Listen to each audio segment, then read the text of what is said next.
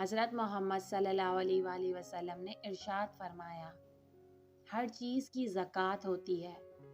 اور جسم کی زکوٰۃ روزہ ہے۔ حضرت ابو ہریرہ رضی اللہ تعالیٰ عنہ سے روایت ہے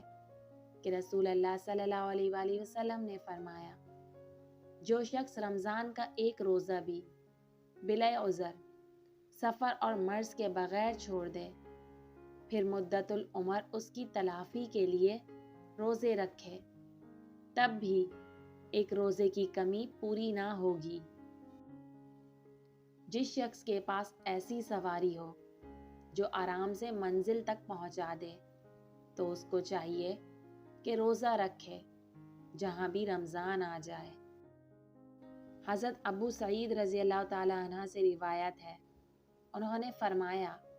کہ میں نے رسول اللہ صلی اللہ علیہ وآلہ وسلم کو ارشاد فرماتے ہوئے سنا کہ جس آدمی نے ایک دن اللہ تعالیٰ کے راستے میں روزہ رکھا، اللہ تعالیٰ دوزخ کی آگ کو اس کے منہ سے 70 سال کی مسافت تک دور کر دے گا۔ جب ماہ رمضان آتا ہے تو جنت کے دروازے کھل جاتے ہیں اور جہنم کے دروازے بند کر دیے جاتے ہیں اور شیاطین کو زنجیروں میں جکڑ دیا جاتا ہے۔ رسول اللہ صلی اللہ علیہ وآلہ وسلم نے فرمایا، اللہ تعالیٰ فرماتا ہے، ابن آدم کا ہر عمل اس کے لیے ہے سوائے روزے کے، روزہ میرے لیے ہے اور میں ہی اس کا اجر دوں گا۔ جس نے ایمان اور اجر کی نیت سے رمضان کے روزے رکھے اور اس کی راتوں میں قیام کیا، اس کے پہلے گناہ معاف کر دیے گئے۔ نبی کریم صلی اللہ علیہ وآلہ وسلم نے فرمایا، سحری کھاؤ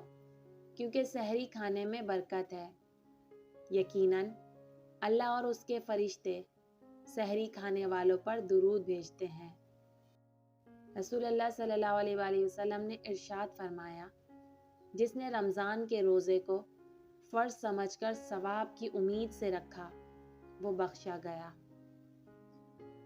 رمضان کی ہر رات اور دن میں اللہ کے یہاں سے جہنم کے قیدی چھوڑے جاتے ہیں، اور ہر مسلمان کے لیے شب و روز میں ایک دعا ضرور قبول ہوتی ہے۔